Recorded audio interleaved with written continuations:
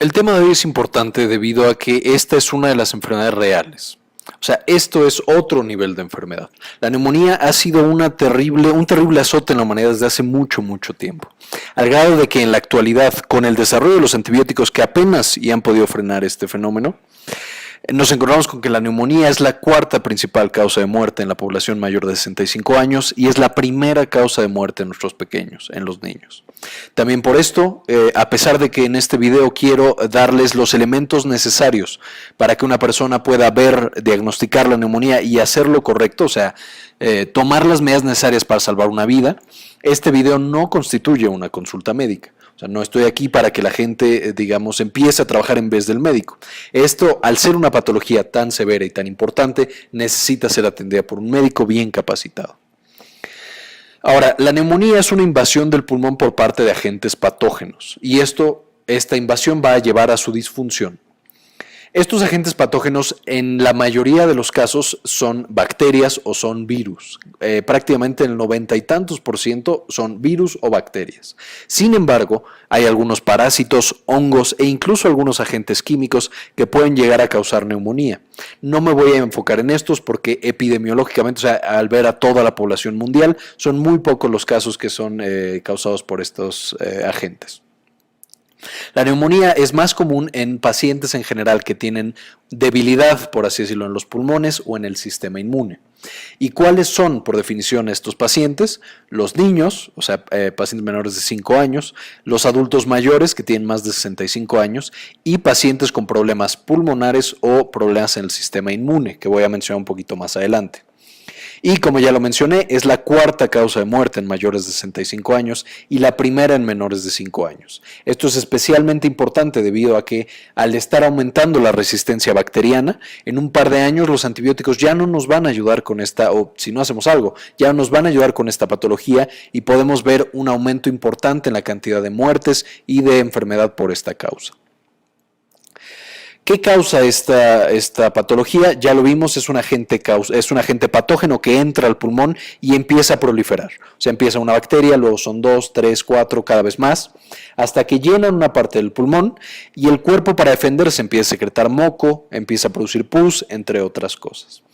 Todo lo que se va acumulando dentro del pulmón genera que esa parte del pulmón ya no tenga su función principal, que era tomar el oxígeno y llevarlo a la sangre para oxigenar al cuerpo y al mismo tiempo eliminar los productos de desecho que puede eliminar a través del pulmón, que es básicamente el dióxido de carbono.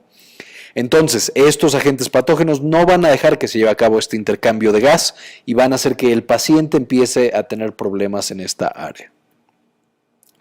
Los principales agentes causales, ya lo mencioné, son bacterias y virus, y de las bacterias, las 3 bacterias más importantes que generan más del 80% de todas las neumonías en el mundo son, primero que nada, el Streptococcus pneumoniae, una bacteria muy resistente y muy salvaje, muy canija.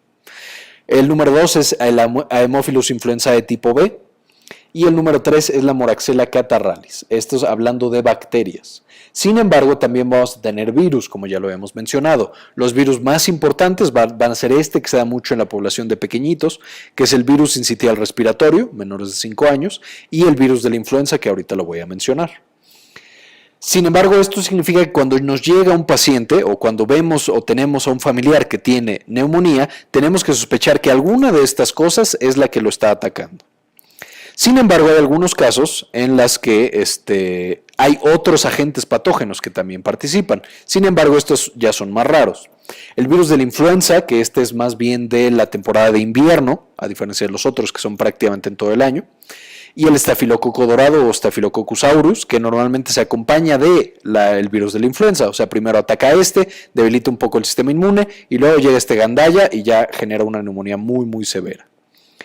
Además, tenemos otros como la Legionella pneumófila, Mycoplasma pneumoniae o neumonía y Mycobacterium tuberculosis. Evidentemente, es el implicado de la tuberculosis, que mencionaremos en otra clase, porque solamente esta bacteria también genera una gran cantidad de patología y muerte. ¿Quiénes, ya lo mencionamos un poco, pero quiénes son los que van a tener un mayor riesgo de tener una neumonía o desarrollar la neumonía? Son los pacientes mayores de 65 años o menores de 5 años, o sea, los extremos de la edad. En el caso de los bebés, porque no han desarrollado bien su sistema inmune, y en el cambio de los pacientes mayores, porque su sistema inmune ha envejecido. Y esta es en esencia el sistema inmune, que ya lo vimos en teorías del envejecimiento. Va a causar que sea más propenso a muchas infecciones, pero la más común y la más importante es la neumonía y las infecciones de vías urinarias. El segundo factor de riesgo muy importante es no estar vacunado, evidentemente. Los pacientes que no tienen vacunas tienen un riesgo muchísimo más elevado de desarrollar esta patología, y no solo desarrollarla, sino que las bacterias, una vez que invadan pulmón, invadan otros órganos y entonces sea mucho más severo el cuadro, porque ya no es solo neumonía, ya también pueden tener meningitis y otras cosas que son muy difíciles de tratar.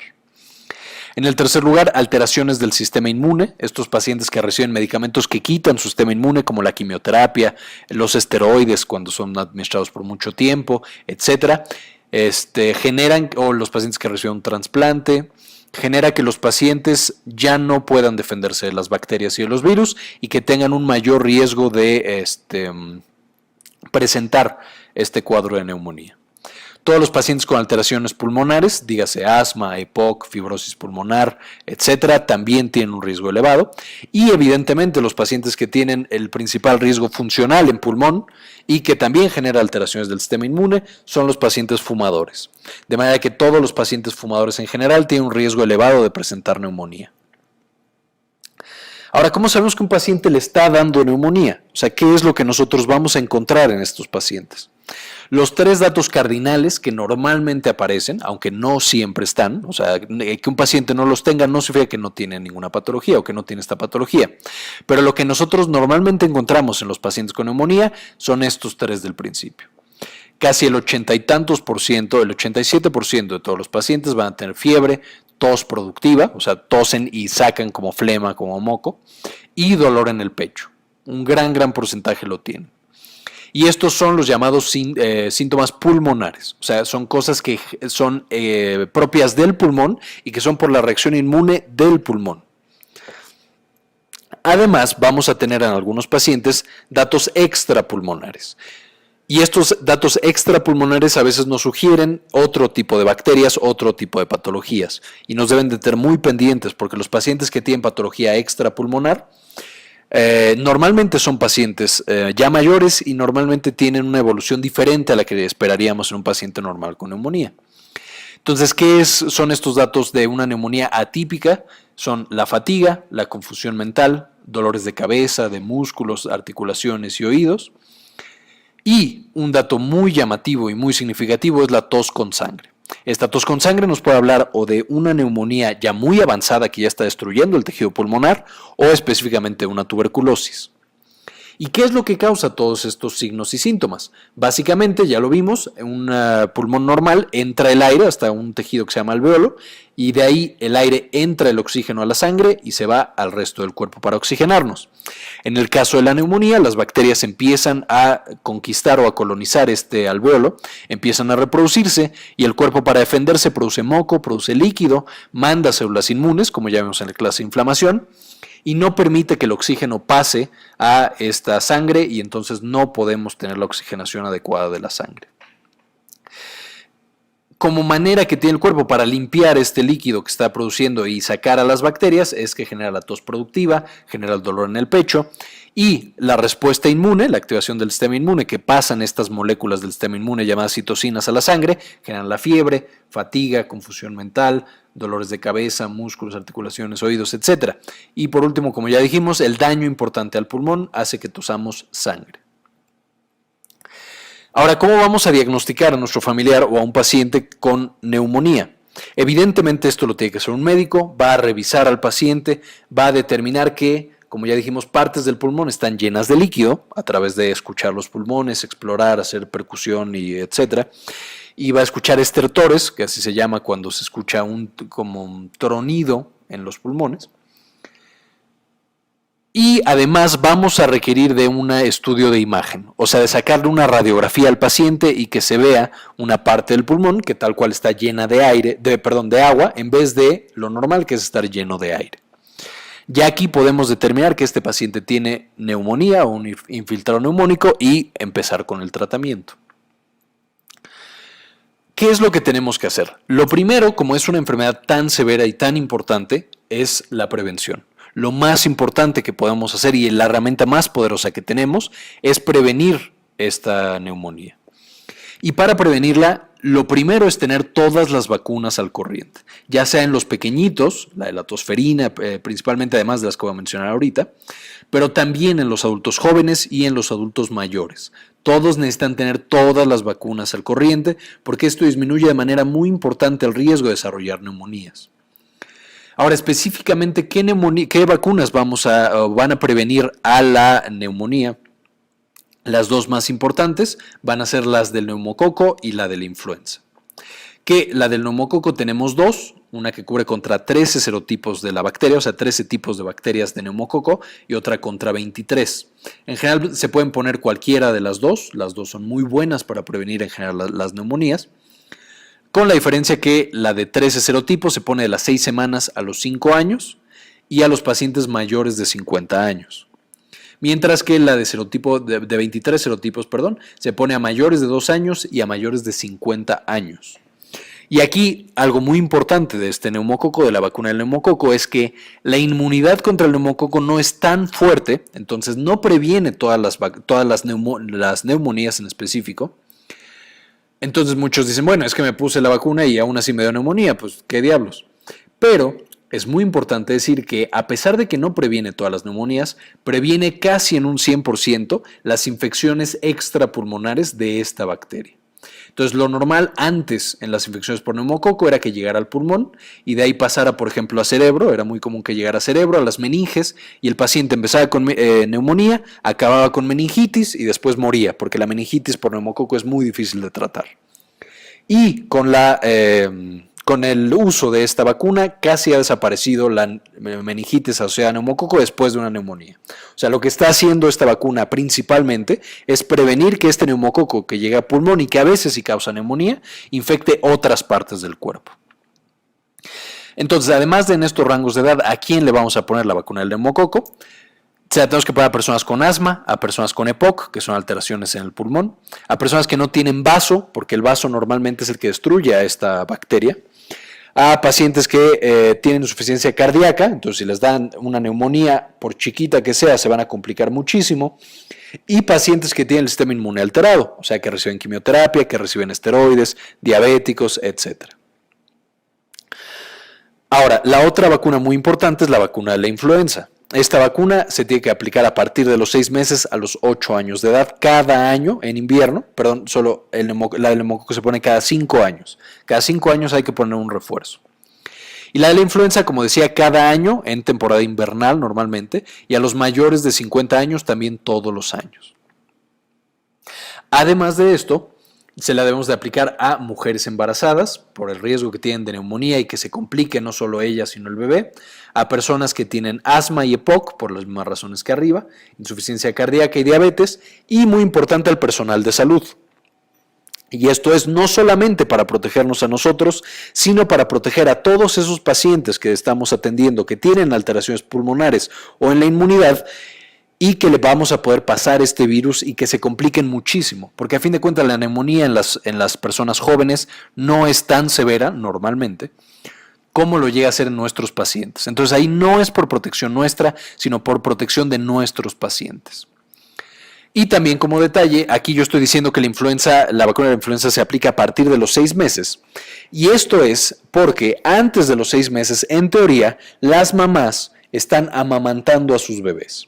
Y al estar amamantando a los bebés, le pasan los anticuerpos a través de la leche. Los anticuerpos que tienen debido a que cuando estaban embarazadas se vacunaron contra la influenza.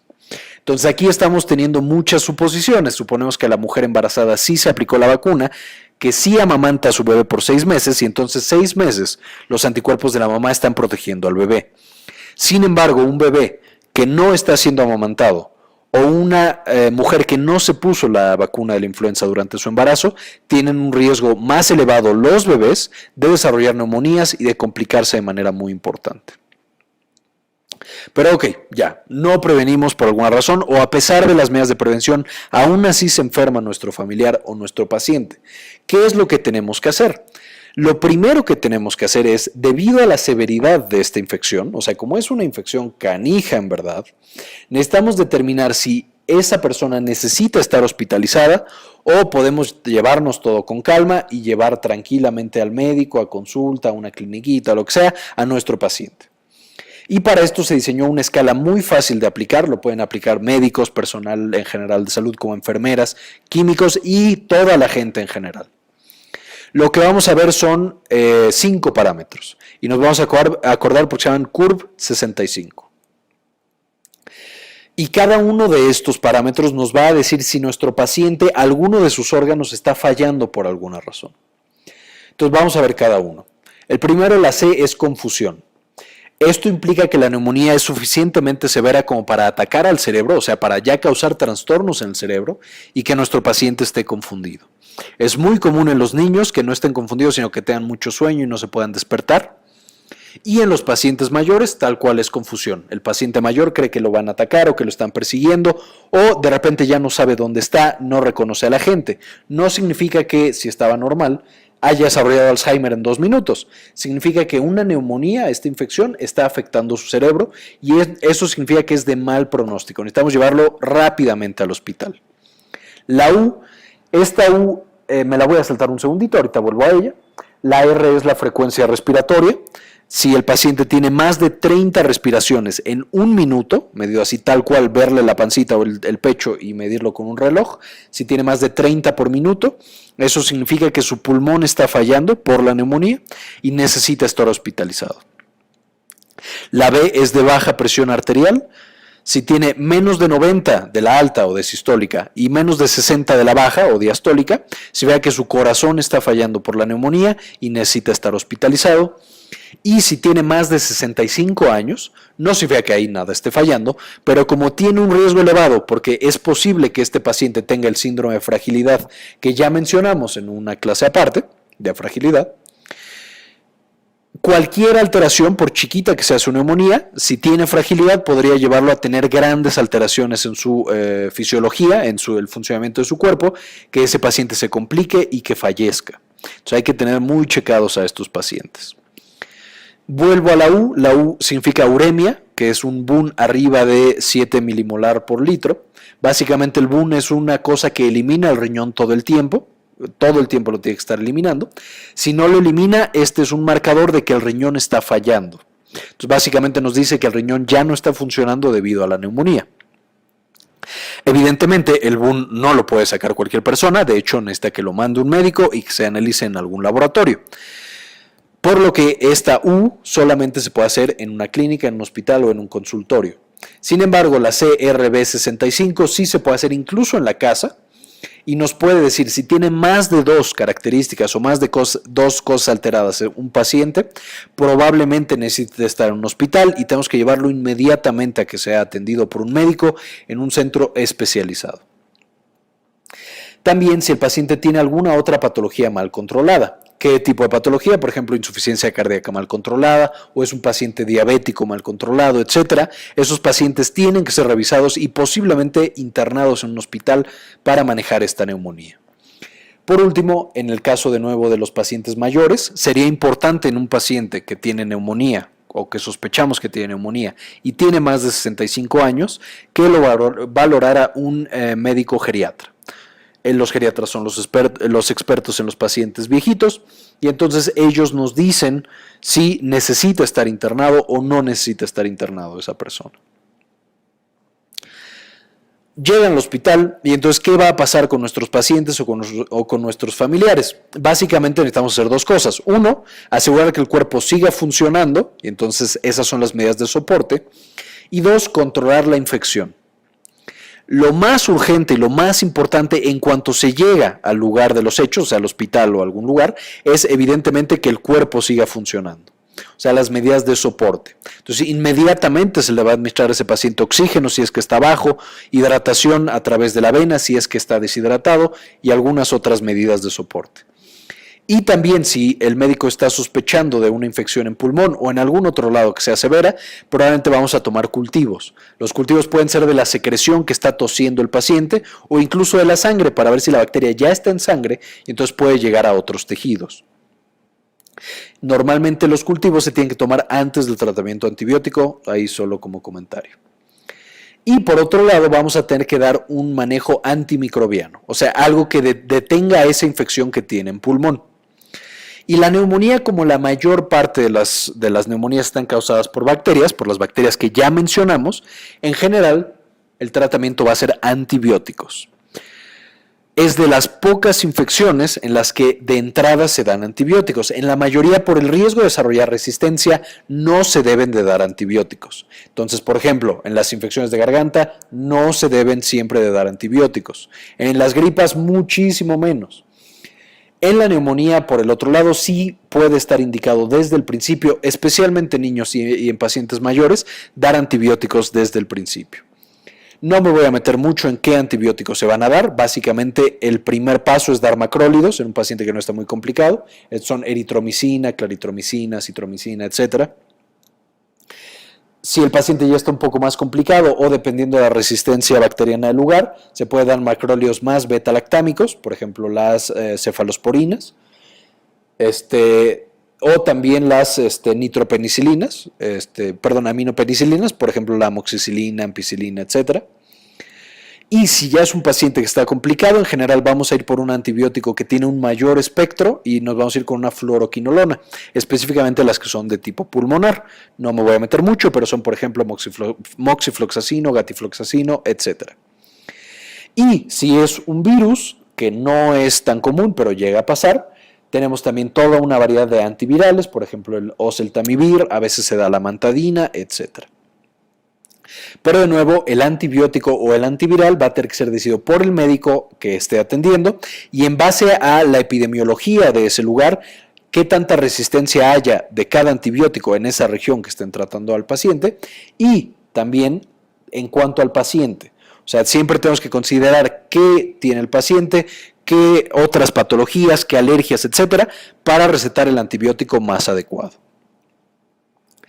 Y por último, como otras medidas de prevención, una vez que el paciente se recupera, esperemos que sí se recupere de esa neumonía, vamos a pedirle al paciente siempre que deje de fumar y vamos a rezar porque en verdad sí lo haga, debido a que eso va a proteger tanto su sistema inmune como sus pulmones y va a disminuir el riesgo de tener neumonías subsecuentes. Otro punto muy importante va a ser asegurar la higiene de manos, que esto es antes de saludar a alguien de mano o después lavarse bien las manos, siempre lavarse bien las manos antes de tocarse la cara o los ojos, siempre cuando toses o estornudas taparte la boca y la nariz, etcétera, para evitar la transmisión persona a persona. Vamos a prevenir amamantando a los bebés más de un año o, si no se puede, por lo menos 6 meses, sería lo ideal. Y por supuesto una recomendación general para la salud del sistema inmune y de los pulmones, hacer ejercicio y mantener un peso saludable. También se ha visto que reduce la severidad y el riesgo de que se desarrolle la neumonía. Y aquí tenemos justamente la causa de muchas de las transmisiones de esta neumonía, el paciente típico que estornuda o tose y no se tapa la boca, entonces quedan estas gotitas flotando que respiramos los demás. O más importante todavía, el paciente tose o estornuda hacia su mano y después va y nos saluda y nosotros lo saludamos de mano y nos llevamos la mano a la cara o a la boca y ya tenemos gripa o neumonía en el peor de los casos. Y por último, para que puedan leer más acerca de este tema tan importante, les dejo estas páginas. Principalmente la guía para las prácticas clínicas de la ITSA, de la Asociación Americana en contra de las enfermedades infecciosas, y es específicamente el tema de neumonía adquirida en la comunidad. También les dejo el artículo de revisión de eMedicine en Medscape. Y por último, las guías para la vacunación de la CDC, del Centro para el Control de las Enfermedades allá en Estados Unidos. Y recuerden, todas las imágenes, en general las saqué todas las imágenes las saqué de Wikipedia, por lo tanto agradezco mucho a Wikipedia que tenga todas sus imágenes libres de derechos de autor. Y muy bien, eso sería todo. De nuevo les repito, si ustedes o cualquier persona tienen esta